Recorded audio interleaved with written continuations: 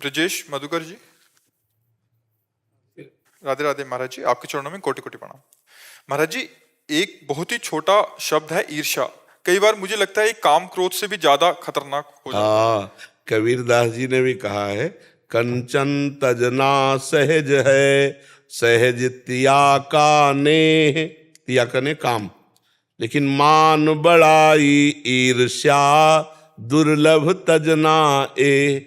मत्सरता, मत्सरता मेरे से आगे निकला जाता है। ईर्ष्या, ये ऐसे शब्द हैं, ये ऐसे दोष हैं जो बड़ी बड़ी ऊंचाई पर रहते हैं। मतलब संत वेश में काम विजयी, क्रोध विजयी, पर ईर्ष्या विजयी नहीं कहा जा सकता। उसी के समान कोई दूसरे की उन्नति हो रही तो ईर्ष्या हो जाएगी, दूसरे का नाम रोशन हो रहा है तो उसके अंदर ईर्ष्या हो जाएगी। यद्यपि वो बहुत ऊंचाई पर है फिर भी हो जाएगी ईर्ष्या। बड़ा, और ये बहुत बड़े बड़े देवताओं में भी पाया गया, बड़े बड़े साधकों में भी पाया गया, बहुत ऊंचे पदों में बैठे हुए पाया गया ईर्ष्या। ये ईर्ष्या बहुत बड़ा दोष है, और ईर्ष्या मिटा दे सो महात्मा हो गया।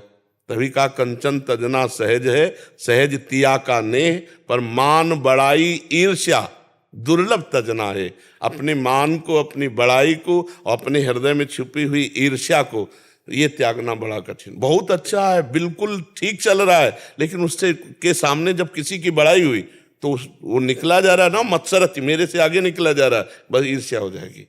ये बड़े बड़ों में है, पर यही भगवान की शरणागति से और भगवान के नाम जप से जब हम सब में भगवान भाव करते तो हम ईर्ष्या से बच सकते। क्या अपने प्रभु से ईर्ष्या करेंगे क्या? जब सब में अपने प्रभु को देखने लगे तो ईर्ष्या से बच सकते हैं। अगर व्यक्ति देखेंगे तो ईर्ष्या हो ही जाएगी, पक्का हो जाएगी, और ये पूरे विश्व को जला रही है। हमारे से बगल वाली दुकान में ज्यादा बिक्री हो रही तो हमें ईर्ष्या हो रही, हमारे घर से बढ़िया घर बना लिया पड़ोसी ने तो ईर्ष्या हो रही है। मतलब ये छोटी छोटी बात से लेकर बड़ी बड़ी बात तक, छोटे छोटे पदों से लेकर बड़े बड़े पदों तक, ये एक ऐसा शब्द है ईर्ष्या जो पूरे ब्रह्मांड में छाया हुआ है। कोई बिरला इससे मुक्त हो सकता है, बिरला। काम विजयी, क्रोध विजयी, लेकिन ईर्ष्या विजयी होना बहुत कठिन है। कबीरदास जी ने बहुत सोच समझ करके दुआ लिखा है, कंचन तजना सहज है। यद्यपि धन का त्याग करना, कंचन का त्याग करना, तीन ही खाई बताई गई, कंचन कामिनी कीर्ति। तो कह रहे कंचन तजना सहज है, सहज तिया का ने, पर मान बड़ाई ईर्ष्या दुर्लभ तजना है। और ये सब भगवान की कृपा से नष्ट हो जाता है। जब जीव भगवान का भजन करता है, भगवान के आश्रित रहता है, सब में भगवत भाव रहता है, तो अब जैसे मन ने दिखाया भी कि इसकी तो उन्नति हो रही, तो कह रहे भगवान की कृपा है उसके ऊपर, वो ईर्ष्या नहीं करेगा। और जो भगवान से नहीं जुड़ा फिर तो ईर्ष्या ही ईर्ष्या है।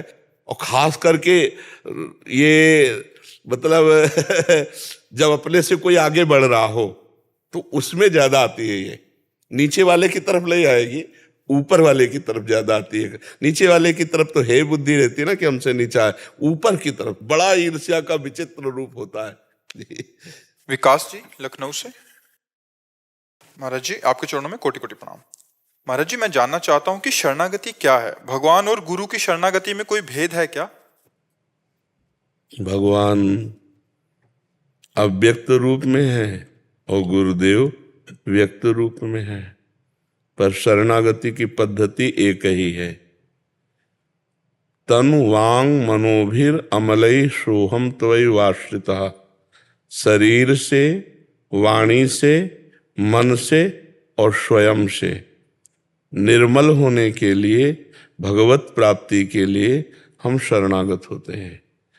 चाहे गुरुदेव की हो, चाहे इष्ट देव की। इष्ट देव की आर्त भाव से, हृदय से होती है, वो गुरुदेव की कृपा से होती है, पर पहले गुरुदेव की शरणागति होती है। जब हम किसी महापुरुष का आश्रय लेते हैं तो हमारी क्रियाएं, तन से शरणागति का मतलब है तस्मात् शास्त्रम प्रमाणम ते कार्याकार्यो व्यवस्थितो। हमारे शरीर के कार्य और अकार्य की व्यवस्था, विधि और निषेध की बात शास्त्र में कही गई है। तो हमको जो शास्त्र प्रमाणित कार्य हैं वो करने, जो निषेध है वो नहीं करने, और उन कार्यों को भगवत समर्पित कर देना, ये शरणागति शरीर की हुई।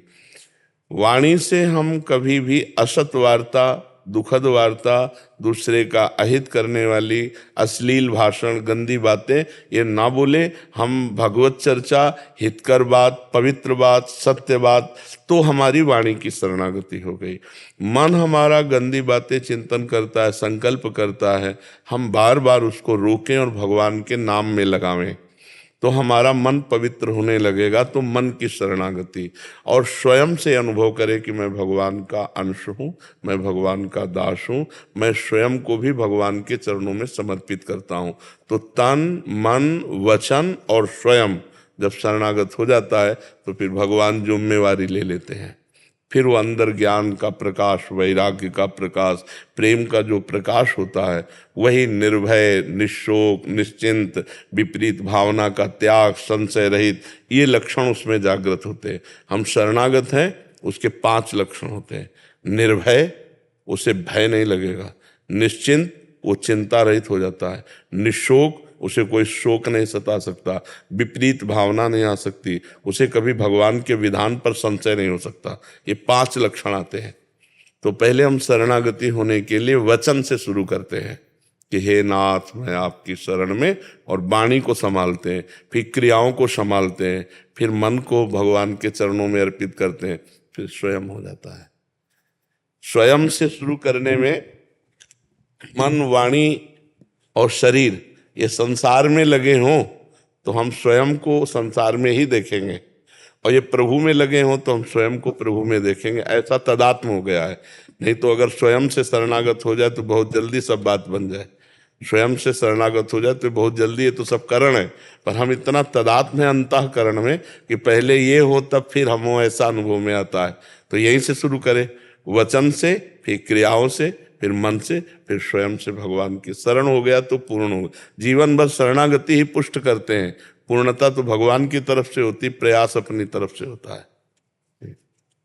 प्रशांत सिंह जी। माई श्यामा शुक्र। गुरुदेव, आपके चरणों में कोटि कोटि प्रणाम। महाराज जी, साधना में वेश का क्या महत्व है? सोते हुए जप या ध्यान कैसे हो सकता है? तो वेश का महत्व है तो आचार्य परंपरा से 2 मार्ग हैं। एक है निवृत्ति मार्ग, एक है प्रवृत्ति मार्ग। प्रवृत्ति मार्ग गृहस्थ मार्ग कहते हैं और निवृत्ति मार्ग विरक्त मार्ग कहते हैं। जैसे हम लोग परंपरागत हैं आचार्यों की, तो इसमें वेश के अनुसार हम अपनी मर्यादा में रह करके निरंतर भगवान का भजन करते हैं। और गृहस्थ में है तो भोगों के बीच में रहकर धर्म मर्यादा का पालन करते हुए भगवान का भजन करके भगवान की प्राप्ति। ये भोगों का त्याग करके, जो सांसारिक भोग हैं उनका त्याग करके गुरु परंपरा के अनुसार उसी साधना में लग करके भगवत प्राप्त होते हैं। तो वेश की जो मर्यादा वो निवृत्ति परक है, निवृत्ति मार्ग, वैराग्य मार्ग का प्रतीक है। अब वो उसी वेश का लोग दुरुपयोग कर रहे हैं। जो गंदे लोग हैं वो उसी वेश का अपने गंदगी छुपाने के लिए आश्रय ले लेते हैं। तो ये होता है कि संत जन ऐसे, संत जन ऐसे नहीं होते। प्राण चाहे निकल जाए पर भूल ही न दें कुमार्ग पाऊं। वो भूल करके भी गलत मार्ग में नहीं चल सकते। जिनका लक्ष्य श्री भगवान है, छोटी मोटी गलतियां हुई भी तो करो सदा तिनके रखवारी, जिम बालक राखे महतारी। भगवान अपने बच्चे की तरह संतों को संभाल करके उन्हें असली संत बना देते हैं। तो संत मार्ग है एक, आचार्य परंपरा है। आचार्य परंपरा से जो विरक्त है उसी के आगे संत। अब किसी के विषय में क्या कहे, कोई भी नहीं, तो आचार्य परंपरा है हमारे वैष्णवों की, हमारे सन्यासियों की। आचार्य परंपरा से वेशभूषा लेकर आचार्य परंपरा की पद्धति से साधना करके भगवान को प्राप्त हो। ऋषि मुनि संत महात्मा, उनको ये पद्धति है। प्रवृत्ति मार्ग गृहस्थी मार्ग, निवृत्ति मार्ग विरक्ति मार्ग। समझ पाए आप क्या पूछना चाहते हो? महाराज जी कह रहे थे सोते हुए जप या ध्यान कैसे हो सकता है? पहले तो नींद को काबू में करें, नहीं लेटते ही सो जाओगे। शवासन में जैसे लेटा, साधु महात्मा इसी पर प्रवीण होते। पड़े हैं तो भगवान में, खड़े हैं तो भगवान में, चल रहे तो कबीरदास जी कहते ठाड़े बैठे परे उताना, कबीर कहाँ हम राय ठिकाना। ठिकाना अर्थात परमात्मा चिंतन में रहते हैं।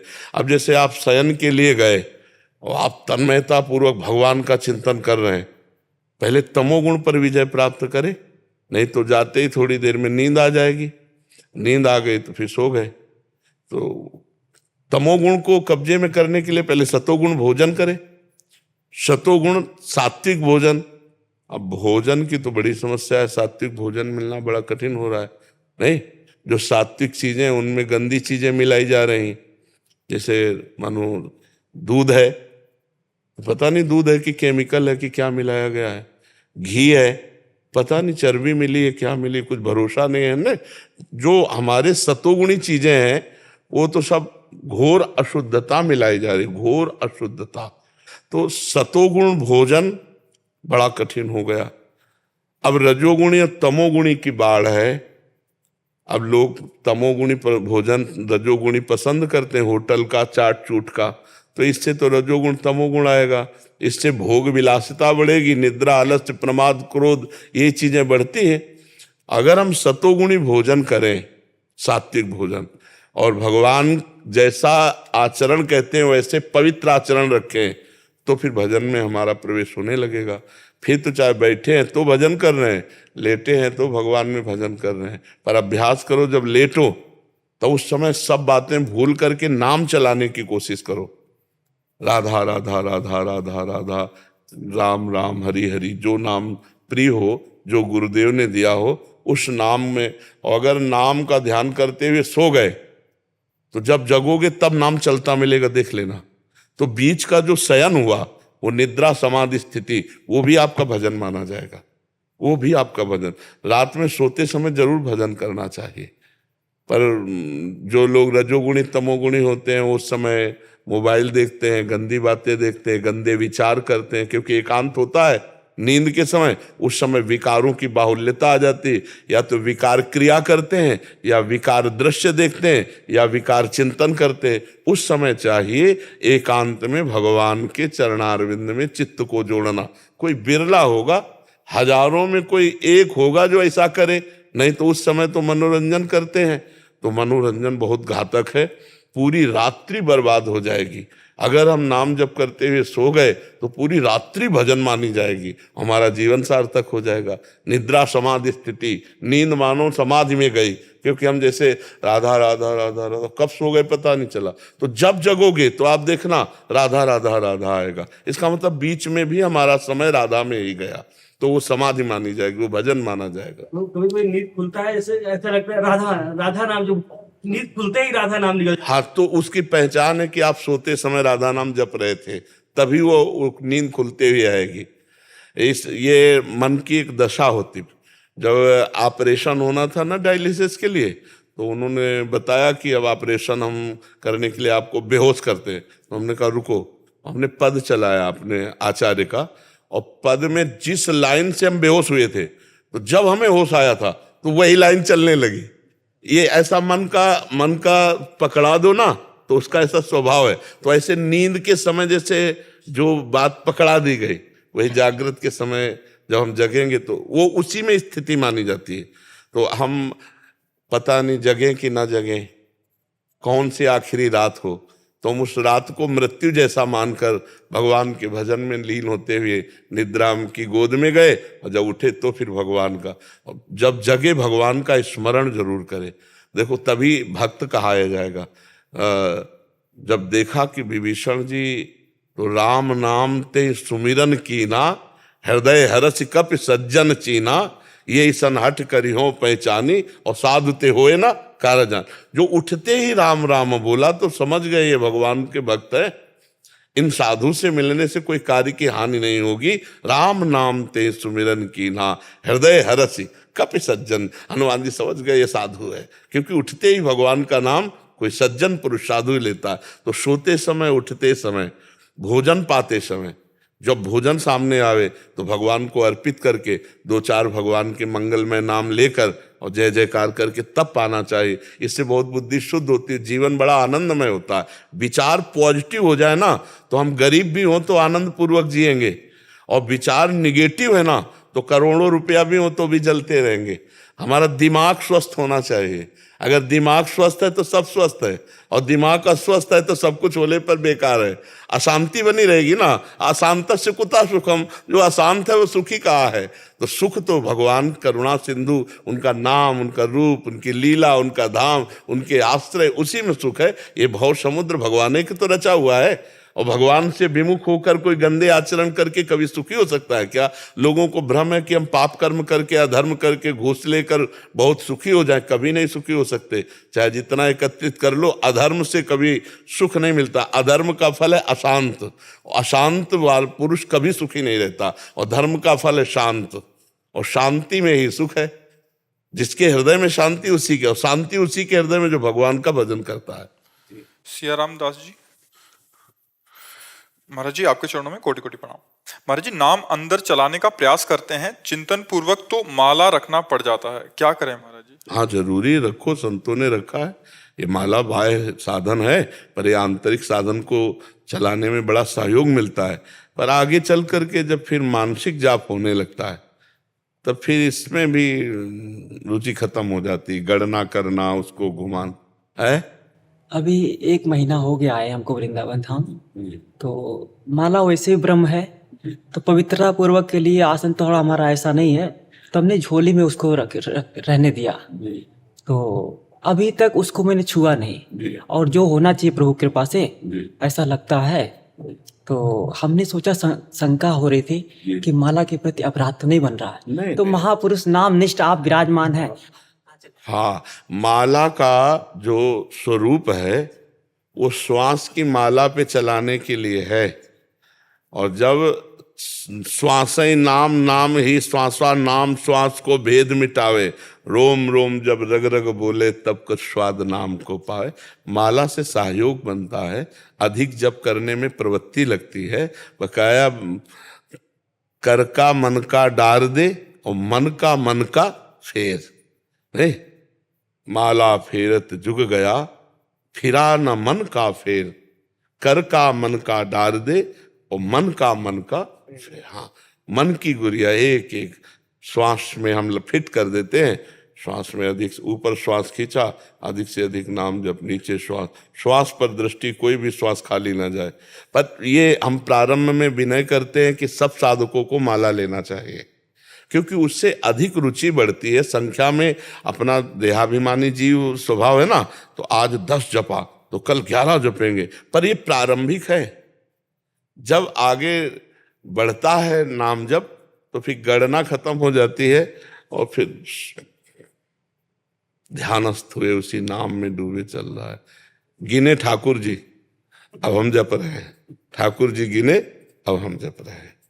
रात दिन नाम जप, नाम की सिवा हमारा जीवन है। महाराज जी, एक स्थिति तो ये है, बहुत सारे वृद्ध संतों को भी देखा गया है जिनका अभ्यास वैसा हो गया, यद्यपि उनके अंदर तो चलता ही है। हाँ, ये इस पे हम लड़े हैं अपने आप से, कि जैसे गायत्री अनुष्ठान जब हम किए ना, तो उसमें माला का अभ्यास। अब माला के बिना भजन नहीं। भजन करना तो पहले माला लाओ। माला के तो काफी दिन तो अंगुली केवल चली है, माला नहीं रखा, केवल अंगुली चली अभ्यास में। वो भी एक अभ्यास है, ये भी एक अभ्यास। बहुत जोर का अभ्यास है।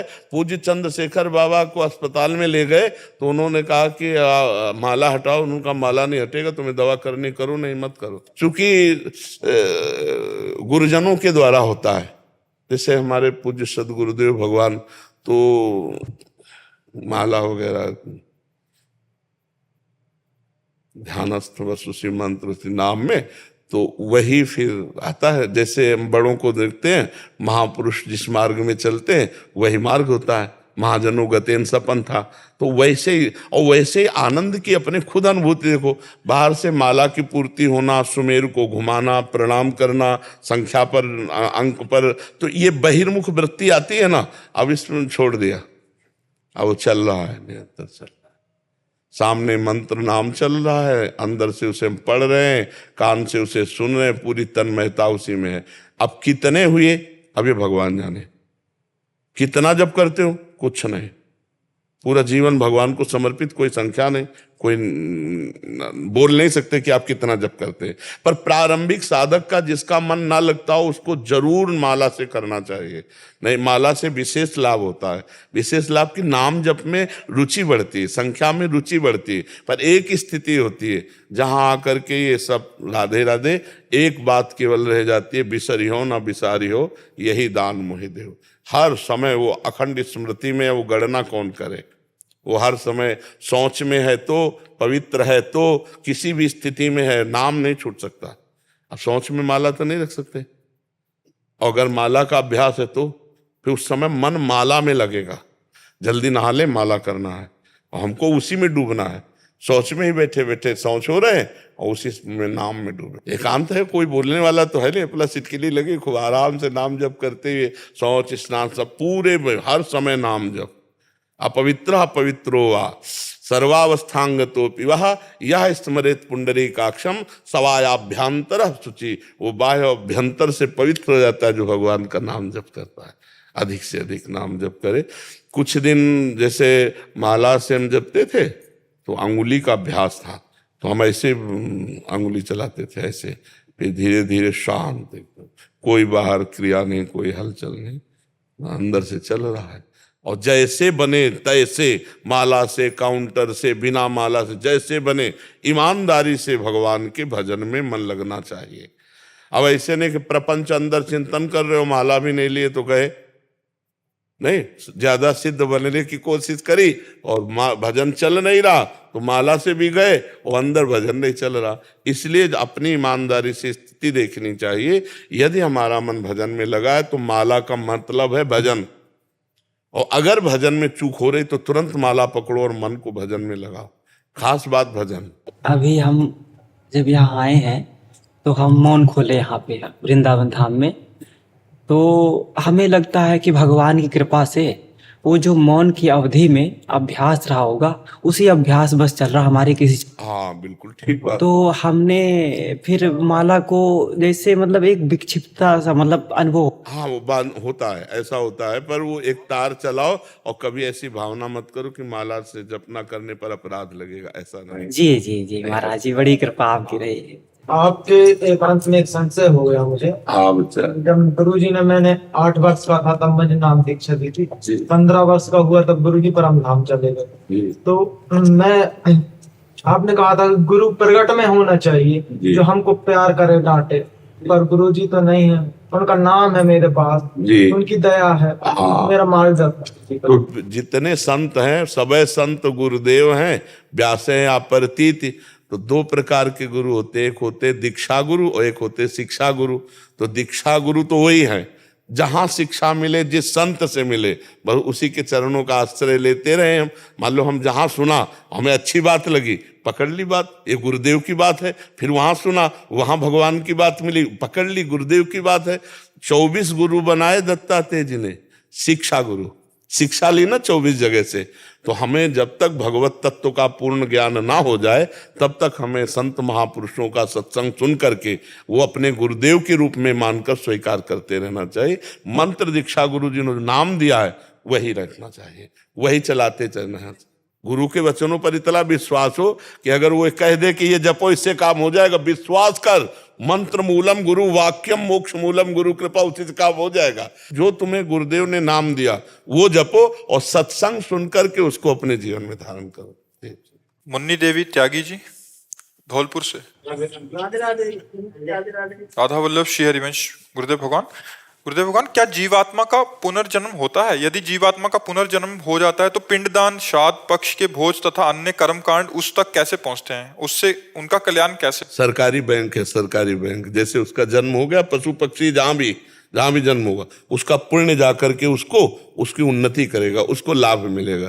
देखो एक कुत्ता है कि गली में भटकता है, खाने को नहीं मिलता है, एक कुत्ता है गोद में लिए घुमा रहे ले, अच्छे अच्छे पदार्थ पवा रहे, तो देखो ना प्रारब्ध भोग है ना। तो सुकृत जो हम पिंड दान करते हैं, पुण्य दान करते हैं, जीव किसी भी योनि में जाए वो उसको तत्काल उन्नति प्रदान करते, तत्काल उसको जाकर के उन्नति के भाव में लाते हैं। तो करना चाहिए।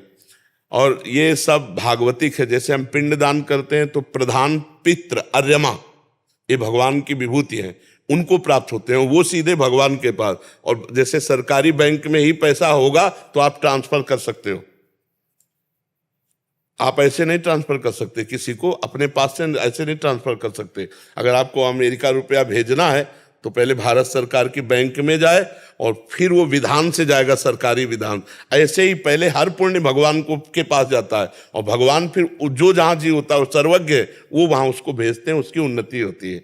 कि जैसे बड़ी समस्याओं में आदमी जूझ रहा था, लेकिन पता नहीं क्या हुआ, सब समृद्धि बढ़ती चली जा रही, सब व्यवस्था बढ़ती चली जा रही, क्योंकि उसके नाम सुकृत दे दिया, उसके नाम जो है पुण्य भंडारा करके उसको समर्पित कर दिया। वो पुण्य गया, उसको उठा दिया।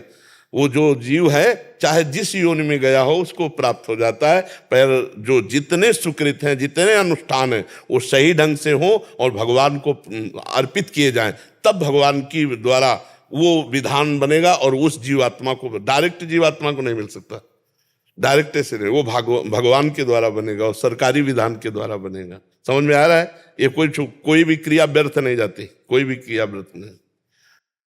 एडवोकेट संजीव कुमार सिंह। राधे राधे जी। महाराज जी राधे राधे, आपके चरणों में कोटि कोटि प्रणाम। महाराज जी, भजन में मन लगाते हैं तो संसारिक व ग्रस्त जीवन के कार्यों में मन नहीं लगता। गृहस्थ जीवन के कार्यों में मन नहीं लगता? अगर भजन में मन ज्यादा लगता, नहीं, ऐसा कैसे कह सकते हो? आपका गलत निर्णय है। आप कितना भजन करते हैं वो तो आप जानते हैं, लेकिन हम लोगों का जीवन ही भजन है। ये तो भगवान सेवा दिए हैं, नहीं तो जीवन ही भजन, पूरा जीवन हो गया। न खान न पान, किसी भी तरह की कोई आकांक्षा नहीं रखी और भजन किया है। और आज हमको सेवा मिली, रात के 12 बजे उठते हैं, किडनी फेल है। अगर हमारी रुचि ना हो तो हम प्रश्न का उत्तर कैसे दें? हमारी पूरी एकाग्रता है, पूरी रुचि है। अगर हमारी रुचि और एकाग्रता इसमें है तो हमारे जीवन के भजन का मतलब क्या रहा? तो हमारा एक चिंतन चल रहा है अंदर, जैसे आपका, आप बैठे हो सुन रहे हो, लेकिन एक अंदर एक झीनी झीनी रेखा सी एक अंदर चलती रहती है, उसमें भजन चल रहा है और बाहरी व्यवहार हम कर रहे हैं। ऐसे करना है। हाँ, बाहर अंदर से नाम चलाओ और बाहर से सेवा में रुचि अगर खत्म हो जाएगी तो फिर बड़े बड़े जितने भी राजा महाराजा भगत हुए, फिर इनका चरित्र झूठा हो जाएगा ना। चक्रवर्ती सम्राट अम्बरीश जी महाराज चक्रवर्ती सम्राट हैं, पूरा राजकाज देख रहे हैं और खूब भगवान का भजन कर रहे हैं। तो आपको भगवान का भजन कीजिए, नाम जप कीजिए और ऐसा भ्रम मत डालिए कि संसार में फिर कार्य करने में मन नहीं लगेगा। ऐसा नहीं। अगर हमारा शरीर स्वस्थ है और हम भजन परायण हैं तो हर कार्य में हमारा मन लगेगा। हर कार्य, हम गोली चलाते हुए भी भजन कर सकते हैं, हम हर कार्य करते हुए भजन कर सकते हैं। भजन एक आंतरिक वृत्ति है और क्रियाएं बाहरी हैं। तन से हम क्रियाएं करेंगे और मन से हम भगवान का चिंतन करेंगे, बहुत अच्छा जीवन रहेगा। भगवान तो युद्ध के लिए भी करे, मां मनुष्य युद्ध च, मेरा स्मरण करते हुए युद्ध करे। हाँ, अगर हमसे गलत कार्य होंगे वो हमारे में विघ्न डाल देंगे, लेकिन यदि हम धर्म पूर्वक चलेंगे भजन करते हुए तो हम बहुत सुचारू रूप से करेंगे। देखो, हम अपने को देखा है, जैसे नाम जप करते हुए हम श्री जी के लिए पोछा लगा रहे हैं तो बहुत बहुत उत्तम पोछा लगेगा, क्योंकि मन एकाग्र है ना। अगर हम बर्तन धो रहे हैं श्री जी के लिए तो नाम जप करते हुए बहुत उत्तम बर्तन धोएंगे कि श्री जी के लिए एकाग्रता रहती है, पवित्र बुद्धि रहती है। तो भजन करने वाला जो कार्य करेगा बहुत उत्तम कार्य करेगा, भले वो सांसारिक कार्य क्यों ना हो। इसलिए हमें लगता है भजन अत्यंत अनिवार्य है। बाहर के शत्रुओं को तो गोली आदि के द्वारा जीता जा सकता है, लेकिन आंतरिक काम क्रोध लोभ मोह मद मत्सर ये केवल भजन से ही जीता जा सकता है। और अधर्म का पैसा ना कमावे और धर्म से चले और नाम जप करे तो गृहस्थी में रहते हुए वो संत है, वो भगवान का भक्त। पैंट शर्ट में रहते हुए वो महात्मा है। महात्मा एक स्थिति होती है, बाहर का टाइटल महात्मा नहीं होता, अंदर की स्थिति होती है। जो स्थिति में महान है वही महात्मा है। और बाहर से महात्मा का भेष है और स्थिति बहुत घटिया है तो ड्रामेबाज है, महात्मा थोड़ी है। महात्मा एक स्थिति है। तो आप भी महात्मा हो सकते हैं नाम जप करते हुए, धर्म पूर्वक चल। और वकालत करते हैं जी, हाँ, तो जज और वकील तो वकालत में बस ये ध्यान रखे कि हाँ, दोषी पुरुष की अगर जान जाए कि ये दोषी पुरुष है तो चाहे जितना रुपया दे उसकी वकालत ना करे, ये बात ध्यान रखो। पर अगर दोषी को आप जिता रहे हैं और उसका पैसा ले रहे तो घर में वो हानि पैदा करेगा। तो इसलिए बचते रहना। दोषी जो समझ में आ जाए, वैसे समझ में तो आ ही जाता है, नहीं आ जाता है? हाँ, जहां आदमी बातचीत करता है ना तो बातचीत से समझ में आ जाता है। जैसे दोषी आदमी बात करेगा ना वो अर्थ की प्रधानता बार बार आपको देगा। कि सर आप जितना आप उसकी चिंता ना करें। और जो निर्दोष आदमी होगा ना, वो बार बार आपके सामने रखेगा कि हमसे गलती नहीं हुई है। वो मतलब उसकी नेत्रों में दृष्टि डाल करके फिर देखिए तो तराजू अंदर का बताएगा कि ये निर्दोष है, और वो जो दोषी होगा वो बात कहेगा मैं निर्दोष हूं। आप कौन दोषी बन करके कौन मुकदमा देना चाहेगा, निर्दोष ही बल्कि चाहेगा। और वो बात करेगा बार बार कि सर आप आगे की चिंता मत करो। अब सर अगर उसमें फंस गए तो फिर वो दोष का भागी होगा। जैसे निर्णय इनका हुआ और पक्ष आपने जोर कर दिया और दोषी बच गया, तो फिर उसमें आप भी कर्ता, प्रेरक और अनुमोदन तीन को बराबर पाप का दंड मिलता है। कर्ता माने कत्ल करने वाला, और प्रेरक जिसने उस प्रेरणा की, अनुमोदन जिसने उसको सहयोग किया, सहयोग करने वाला, तीनों को बराबर होता है, चाहे उसे बचाना या फंसाना, पुण्य या पाप, तीनों को, कर्ता, प्रेरक, अनुमोदक, तीनों को बराबर दंड मिलता है हमारे भागवतिक विधान में। और शायद इस कानून में भी मिलता होगा कि आपने कत्ल की ही पूरी प्लानिंग बनाई, कत्ल उसने किया और सहयोग आपने दिया, तीनों को दंड मिलता है शायद। ले हाँ, तो ऐसे हमारे भागवतिक विधान में भी है, कर्ता, प्रेरक और अनुमोदन, तीनों को दंड बराबर का मिलता है। इसलिए संभल करके खेले, क्योंकि रुपया तो आने जाने वाला है, लेकिन उसका जो कर्म बन जाएगा वो भोगना पड़ेगा, वो दंड जरूर देता है। इसलिए बहुत सावधान रहे, खूब नाम जप करता है। इसमें प्रकट में तो उस समय तो लगता है कि अभी अच्छा घर बन गया, अच्छा गाड़ी आ गई तो हम सुखी हैं, पर उसी गाड़ी में सब जलोगे। बंद गाड़ी और अब खुलने का इंतजाम नहीं है, और गाड़ी में आग लग गई। जिसमें एसी चल रही थी, फिल्मी गाना बज रहे थे, बड़ी मस्ती से यात्रा कर रहे थे, वो ऐसी गाड़ी, उसी गाड़ी में जल जाओगे। वही गाड़ी ठोक करके पूरे परिवार को समाप्त कर देगी। अगर पाप बन गया तो वो किसी न किसी रूप में आपका नाश करेगा। ये हम बिल्कुल हजारों उदाहरण देखे हुए, एक दो नहीं। 10-5 वर्ष आप बढ़ोगे, जब तक आपका पुण्य काम कर रहा है तो आप फटाफट उन्नति में चलते जाओगे। मकान बन गया, गाड़ी आ गई, ये आ गया, वो व्यवस्था हो गई, और आपको लगता है गलत करते रहे, मौज में हैं, क्या फर्क पड़ता है। लेकिन वो तुम्हारे पुण्य थे जो तुम्हें मौज दे रहे थे। अब का वर्तमान की फसल और पूर्व का पाप, जहां कनेक्शन मिला, ऐसा ब्लास्ट होगा। जैसे मंदोदरी कह रही है कि महाराज जब तुम चलते थे तो पृथ्वी डगमगाती थी, और आज बंदर तुम्हारी खोपड़ी में लात मार रहे, राल को कुल रोवन हारा और राम विमुख हस हाल तुम्हारा। तो अधर्माचरण परिणाम में विनाश को प्राप्त होता है। जैसे दुर्योधन की झूम रही थी, महाराज धर्म से चल रहे थे तो 12 वर्ष का वनवास और 1 वर्ष का अज्ञातवास, लेकिन सिंहासन पर कौन बैठा? महाराज युधिष्ठिर, और उनके पूरे परिवार का नाश हो गया। धर्म दीपक की तरह जलेगा लेकिन लंबे समय तक, अधर्म हाइलोजन की तरफ लेकिन फ्यूज। वो कुल में कोई दीपक जलाने वाला नहीं रह गया। रावण के रहा न को कुल रोवन हारा। इसलिए अधर्माचरण से बचे। अधर्माचरण हमारा शास्त्र कहता है, यदि तग्रे विस्मय परिणामे अमृतोपमम, जिसकी शुरुआत विष जैसी हो वो धर्म, परिणाम उसका अमृत होगा।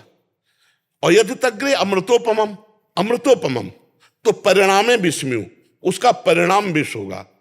अधर्माचरण से लौकिक उन्नति, फिर लौकिक उन्नति बुद्धि को गिराती हुई चली जाती है। भाई भाई में क्लेश, पिता पुत्र में क्लेश, पति पत्नी में क्लेश, और सब सामग्री है, और हृदय जल रहा है, अशांत है, और फिर ऐसे दृश्य, ऐसी घटनाएं उपस्थित हो जाती है जिससे नाश हो जाता है। इसलिए सबसे प्रार्थना है, धर्म पूर्वक 100 रुपया अगर कमाओ, 100 रुपया मिले तो चिंता मत करो, 1 लाख से बढ़कर शांति देगा। और लाख रुपया धर्म के कमाए तो चिंता करो, वो कहीं ना कहीं करोड़ लेकर जाएगा और विनाश करेगा। वो आतंक फैलाएगा, वो हृदय में अशांति पैदा करेगा। बड़े बड़े ये माया के बड़े फंदे हैं। इसलिए धर्म से चलो, सत्य से चलो।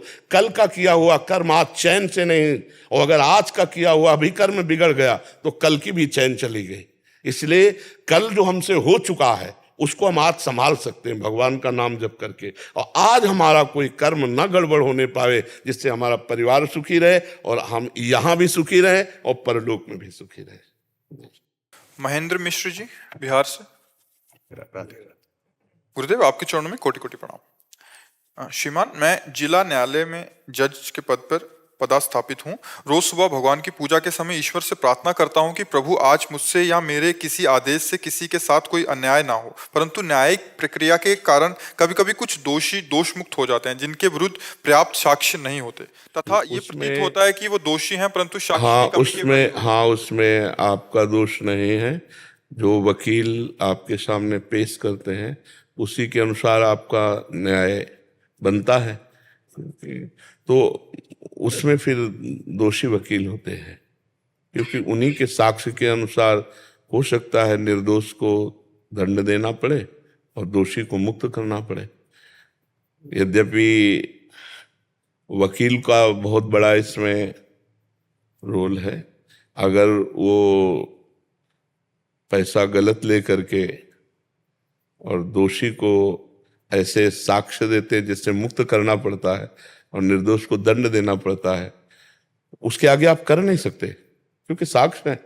आप भी तो कानून से बंधे हुए हैं ना, तो अब उसमें स्वतंत्र थोड़े हैं कि आप कानून के सूत्रों का उल्लंघन करके माफ कर दें, ऐसा तो नहीं हो सकता। तो अगर जान भी रहे हैं, आपकी दृष्टि भी कह रही है, अंतरात्मा भी कह रही है, तो आप उस समय भगवान से प्रार्थना ही कर सकते हैं, कुछ और उपाय नहीं कर सकते, क्योंकि साक्ष्य आपके सामने उपस्थित हैं, तो आपको उन्हीं के अनुसार न्याय देना पड़े। इसीलिए प्राय जब वकील जन आते हैं तो उनसे यही प्रार्थना करते हैं।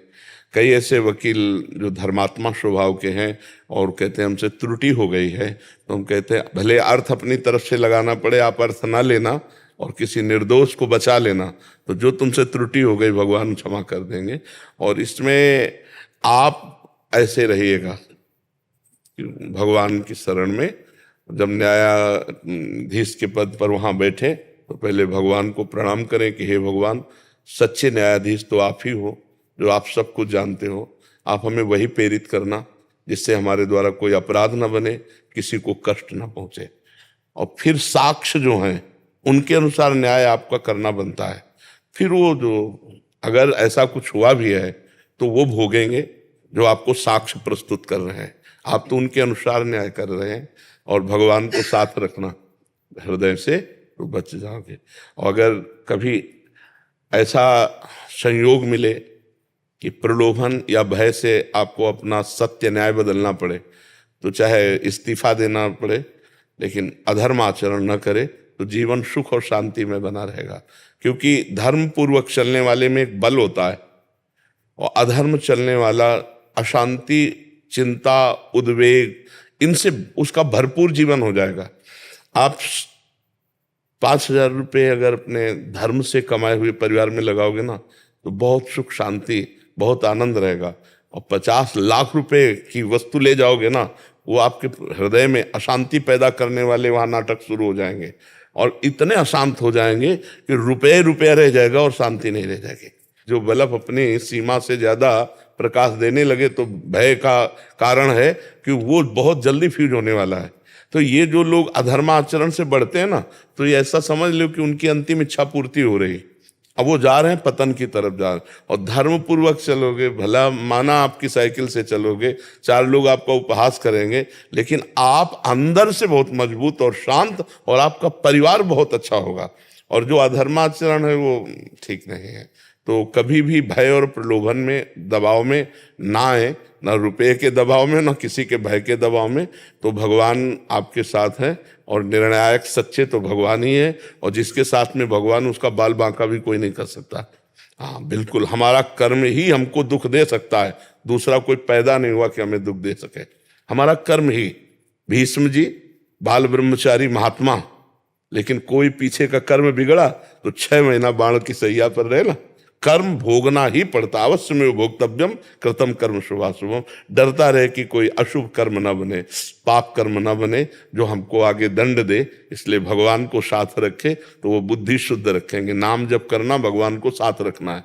अगर हम नाम जप कर रहे हैं तो भगवान हमारी बुद्धि को शुद्ध रखेंगे। और शुद्ध बुद्धि है मतलब ड्राइवर ठीक है, ड्राइवर ठीक है मतलब मार्ग से ही चला जाएगा, ठोकेगा नहीं कहीं। अगर ड्राइवर अशुद्ध है, बुद्धि अशुद्ध है, कहीं ना कहीं फंसा देगी। इसलिए नाम जप करते रहिए, भगवान के आश्रित रहिए, और जो साक्ष्य आपको मिल रहे हैं कड़ी नजर से, सूक्ष्म नजर से देखते रहिए, और फिर निर्णय करते रहिए। भाई महाराज, रोज जैसे पूजा करते हैं तो रोज भगवान से प्रार्थना करते हैं कोई गलत निर्णय ना हो। बिल्कुल बिल्कुल, उसी का फल है कि आप सत्संग में आए हैं। हाँ उसी फल, हाँ जी। जब द्रवै दीन दयालु राघो तो साधु संगत पाइए। भगवान जब कृपा करते हैं तो क्या देते हैं? संत समागम।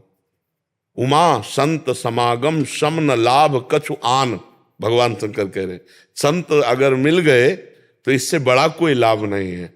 सुत दाराधन लक्ष्मी पापी के घर होए, संत समागम हरि कथा तुलसी दुर्लभ दोए। भगवान के प्रेमी संतों का संग मिलना और भगवान की लीला कथा सुनने में रुचि होना, ये दुर्लभ बात है।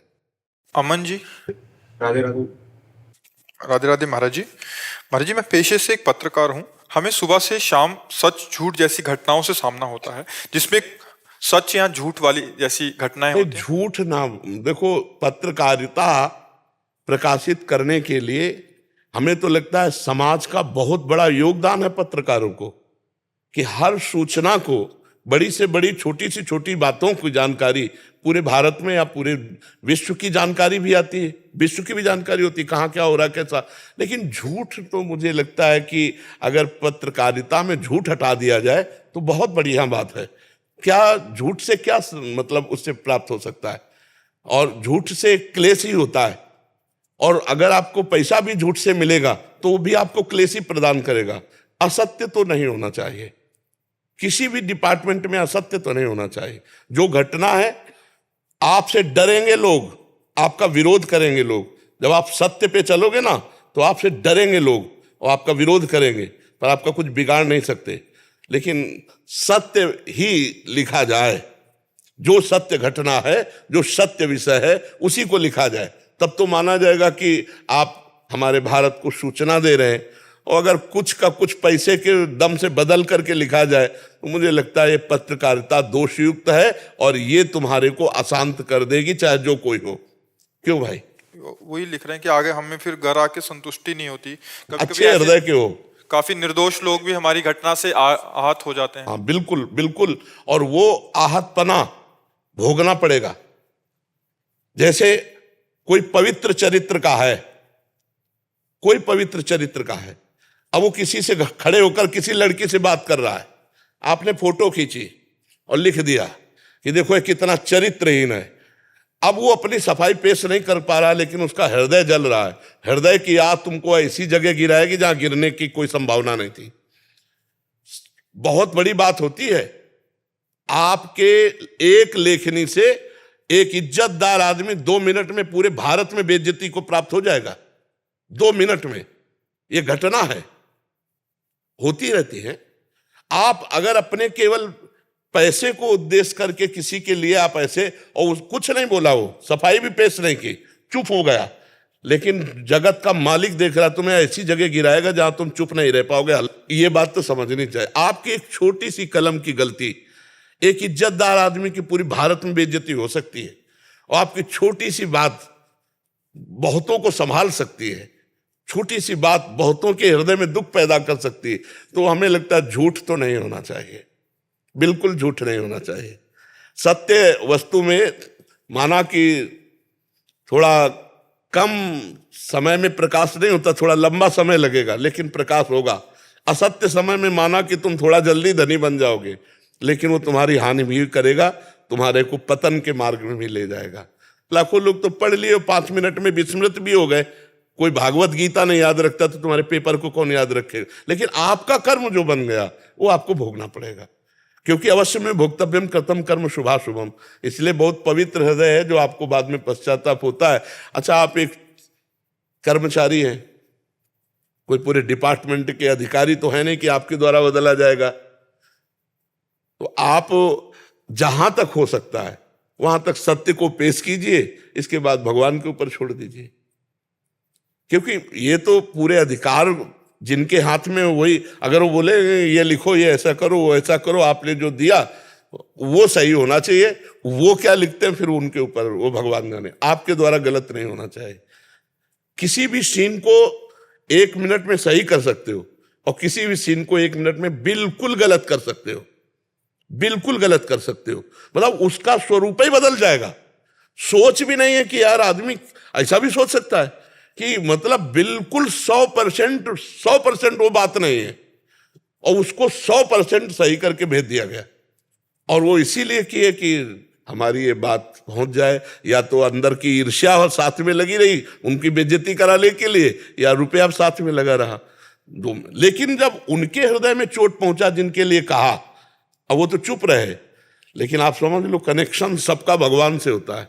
और जब हृदय में दुख हो, वो चुप हो जाए, तो फिर वो सीधे पुकार पहुंचते, वो सीधे उसकी खटिया खड़ी कर देंगे। पक्का समझो, कोई घटना घटेगी जो उसकी बहुत अमंगलकारी और हानिकारी हो। तो आपका जहां तक बस है किसी की, क्योंकि बहुत बड़ी बात है, बड़े से बड़े की 2 मिनट में बेइज्जती हो सकती है। अरे जैले को दूसरा पेपर निकलेगा ना सफाई वाला, पहले तो लाखों के दिमाग में बात पहुंच गई, अब सफाई वाला कौन देखेगा, पहली जो बात गई। इसलिए बहुत संभाल के, किसी का हित ना हो, किसी का दिल न दुखे, कोई झूठ बात ना हो। क्योंकि प्रायः अब हमको ज्ञान नहीं था, लेकिन हमको ज्ञान जैसे जैसे समाज में हम मिल रहे ना, वैसे ज्ञान होता जाता है। जैसे अभी हमें ज्ञान नहीं था, तो जज से कहा, जब जज ने प्रश्न किया तो उनसे कहा कि भाई साक्ष्य के अनुसार ही आप दे सकते हैं, उसमें आप क्या कर सकते हैं।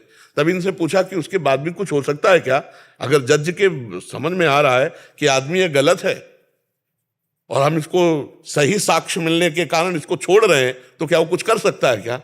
तब इनसे पूछा, क्योंकि आगे का हमें तो पता नहीं, इतने केवल साक्ष्य तक पता था, तो इससे है कि वो रोक सकता है, इंक्वायरी बिठा सकता है। हाँ, तो आगे कभी सलाह लेंगे तो ये हम बोल देंगे क्योंकि हमको तो ज्ञान है ले। तो इसीलिए बच्चा, जैसे आप पूछेला, तो हमने ऐसी बातें देखी है, तो इसलिए बहुत संभाल के अपनी ख्याति के लिए या रुपए के लिए ऐसा कोई किसी की बेइज्जती न करे, नहीं तो वो परिणाम जो है वो बहुत खतरनाक आता है। और ये काम बहुत, 1 मिनट जनता थोड़ी जानती है, आप तो जो पेश किए वही सामने जनता जान रही है कि आपने जो पेश कर दिया वही सामने पर। तो इसलिए बहुत संभाल करके, केवल नाम के लिए या रुपए के लिए किसी की बेइज्जती न करे, किसी की इज्जत पर ऐसा धब्बा न डाल दे। तो अब वो जब कनेक्शन जुड़ेगा, तब तुम जब ब्लास्ट होगे, तब तुम्हें कोई नहीं बचा सकता, क्योंकि ये कर्म है। अवश्य में भोक्तव्यम कृतम कर्म शुभाशुभम, कर्मों को भोगना पड़ता है। इसलिए बहुत डरता रहे कि कोई ऐसे पाप कर्म न बन जाए जो हमें भोगना पड़े।